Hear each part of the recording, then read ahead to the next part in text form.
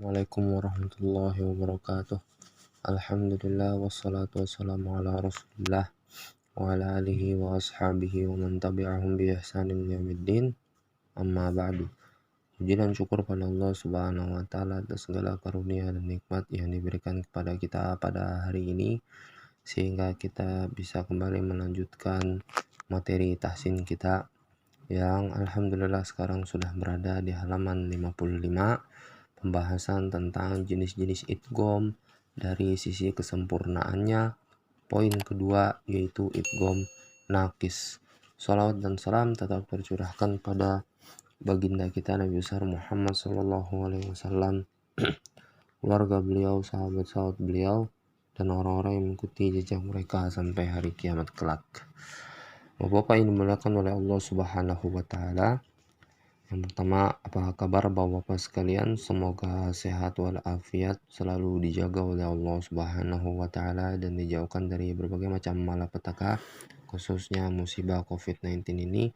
Dan sama-sama kita berdoa kepada Allah Subhanahu wa taala agar seluruh keluarga kita dijaga oleh Allah Subhanahu wa taala, dan tentunya kita semua dimasukkan ke dalam surganya Allah Subhanahu wa taala. Amin ya rabbal alamin.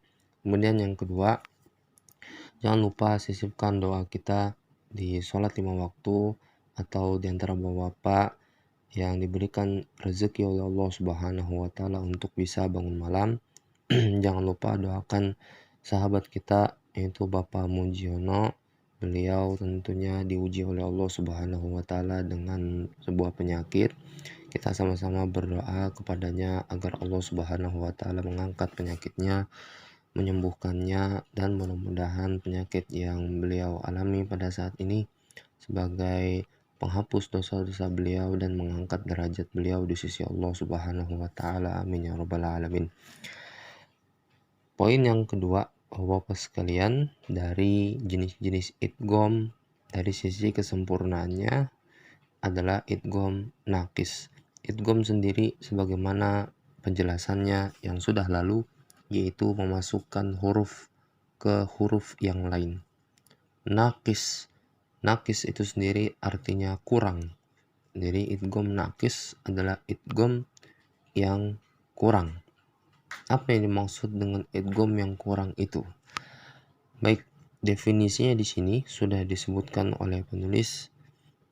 Idgham naqis yaitu mengidghamkan atau memasukkan suatu huruf ke huruf setelahnya, namun dia sebatas makhraj saja.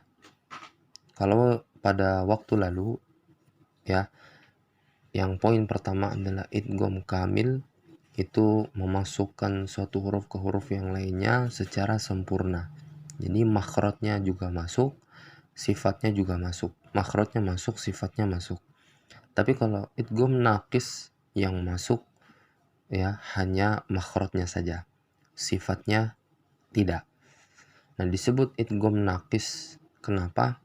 Karena masih ada sisa huruf pada huruf yang pertama, atau masih tersisanya sebagian sifat huruf yang diidghamkan. Jadi ketika kita membaca idgham naqis ya, kan pertemuan dua huruf ya, memasukkan satu huruf ke huruf yang lain, atau huruf pertama dimasukkan ke huruf yang kedua. Nah, idgham naqis huruf pertamanya ini tentu memang diidghamkan ke huruf yang kedua, namun ya bekas-bekasnya atau asar-asarnya itu masih tersisa pada huruf yang pertama.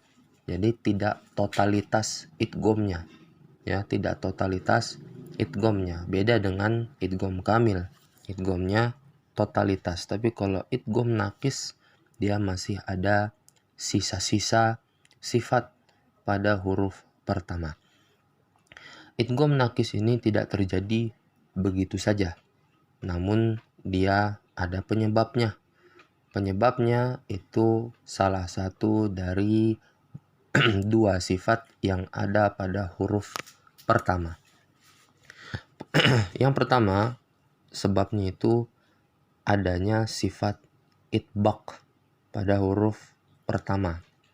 Tentang masalah sifat ya, Insya Allah kita akan bahas ya.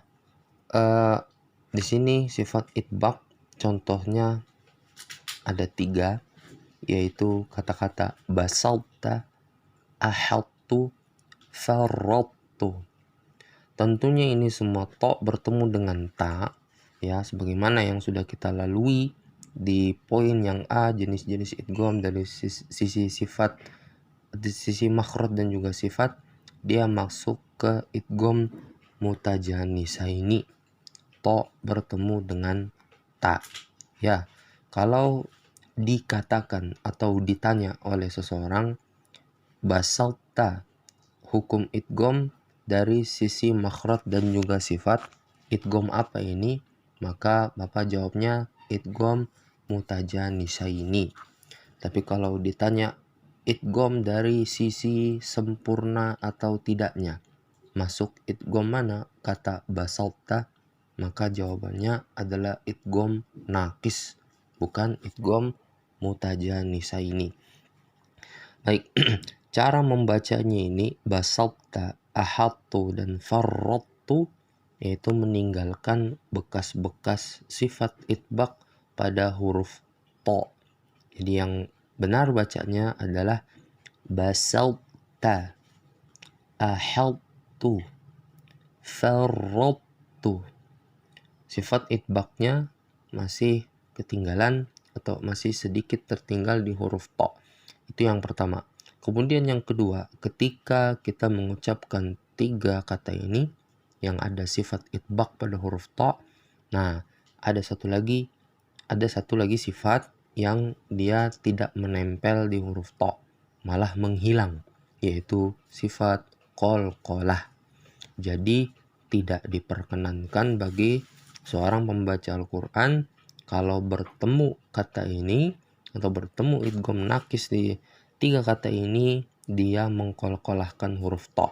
Jadi bacaan yang salah yang pertama adalah totalitas dalam mengidghamkan 3 kata ini, yaitu cara bacanya yang salah basatta, ahadtu, farradtu.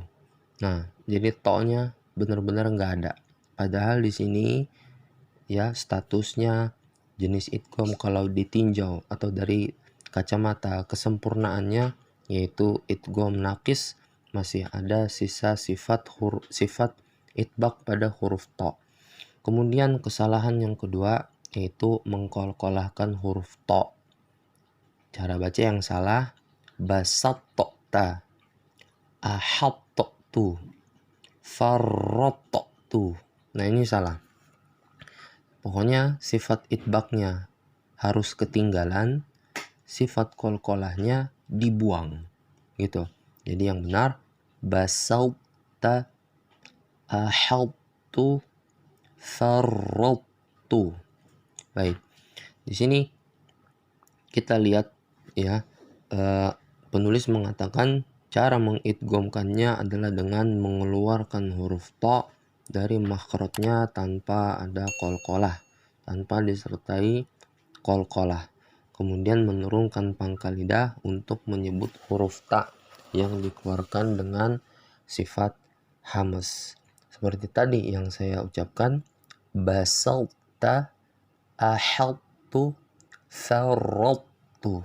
Jadi jangan pernah totalitas atau jangan pernah sempurna idgham pada 3 kata ini.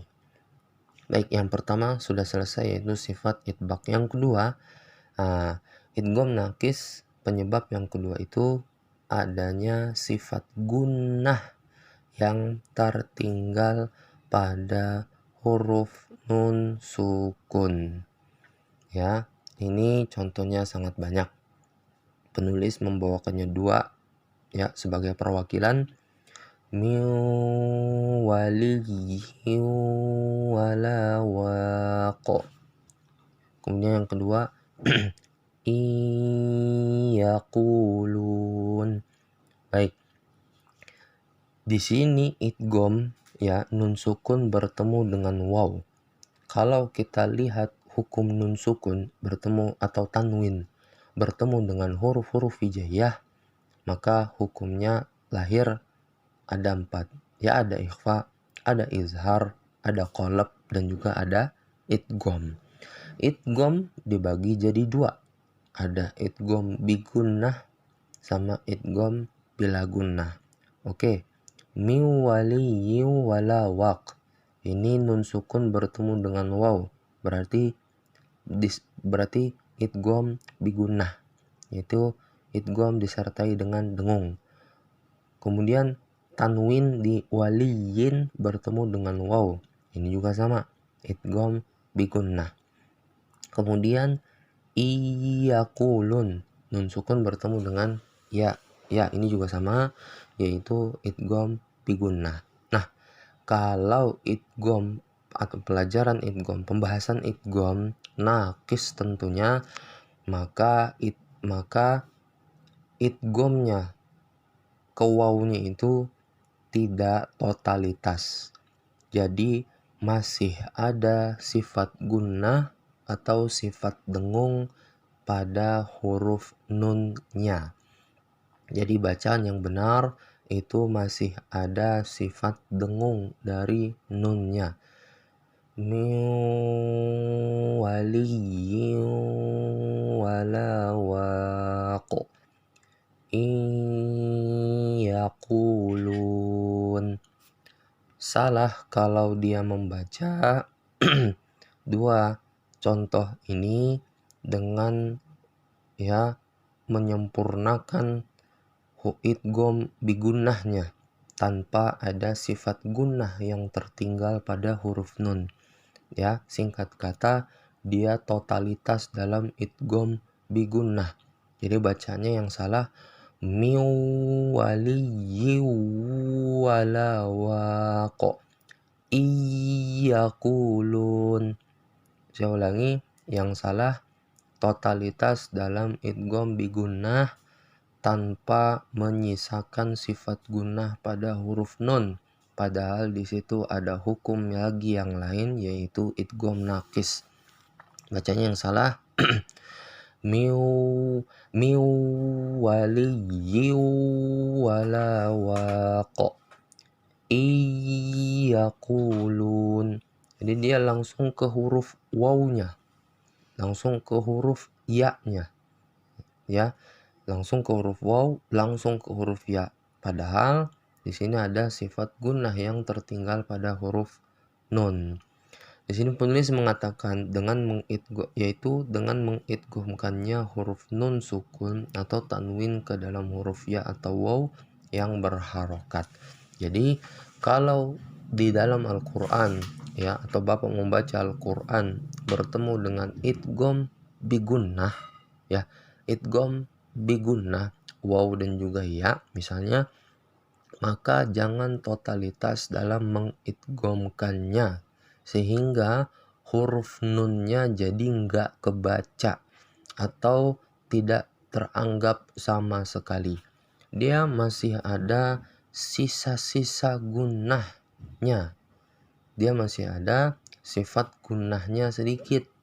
Jangan sampai karena semangat dalam idgham bigunnah akhirnya melupakan idgham naqis. Jadi bacanya min waliyyin wala waq dan juga iyaqulun. Baik, ini salah bacanya.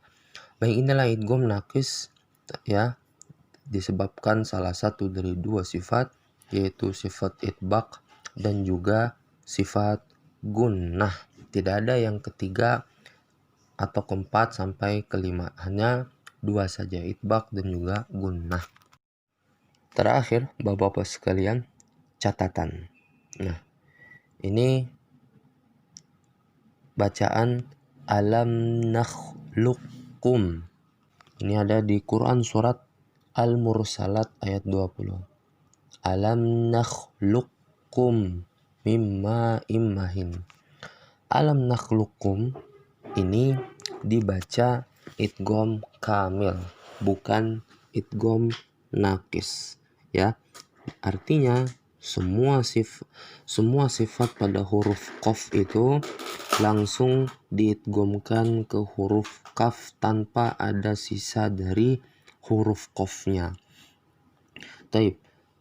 Nah, kata penulis di sini, pendapat inilah yang dirojihkan atau yang diunggulkan oleh Imam Ibnu Jazari dalam kitabnya At-Tamhid, sehingga tidak ada idgham nakis dari huruf yang hanya sekedar memiliki sifat isti'la dan tidak memiliki sifat itbaq.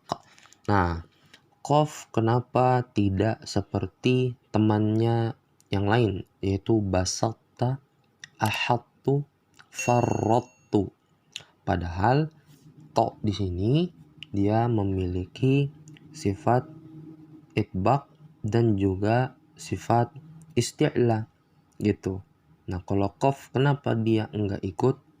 Nah, jawabannya karena dia hanya memiliki sifat isti'la saja. Tidak ada sifat itbaq pada huruf qaf. Itu jawabannya. Kalau to punya dua, isti'la dan juga itbaq. Ini wajar dia masuk idgham nakis. Namun kalau qaf dia hanya punya sifat isti'la saja, tidak punya sifat itbaq. Baik, jadi ketika dibaca jangan alam nakhluqkum. Ada roman-roman atau nuansa qafnya. Langsung ke huruf kaf. Alam nakhluqkum. Itu yang pertama. Kemudian yang kedua, ini tidak ada qalqalahnya sama sekali. Tidak ada qalqalahnya sama sekali. Jadi kalau bertemu dengan ayat ini atau Bapak baca surat Al-Mursalat ayat 20 ini, jangan coba-coba untuk mengqalqalahkan huruf qafnya. Alam nakhluqkum. Ini salah total karena alam nakhluqkum masuk ke golongan idgham kamil, yaitu memasukkan huruf qaf ke huruf kaf secara sempurna baik makhraj maupun sifat, sehingga kalau dibaca qafnya itu seakan-akan tidak ada. Alam nakhluqkum. Baik Bapak, sampai di sini materi kita ya, idgham nakis ini sudah selesai materi tentang hukum idgham. Pada halaman 56 ini adalah ringkasan ya dari hukum idgham. Kita ulangi, hukum idgham ini dibagi menjadi dua, idgham dari sisi makhraj dan juga sifat, kemudian yang kedua dari sisi sempurna atau tidaknya idgham tersebut.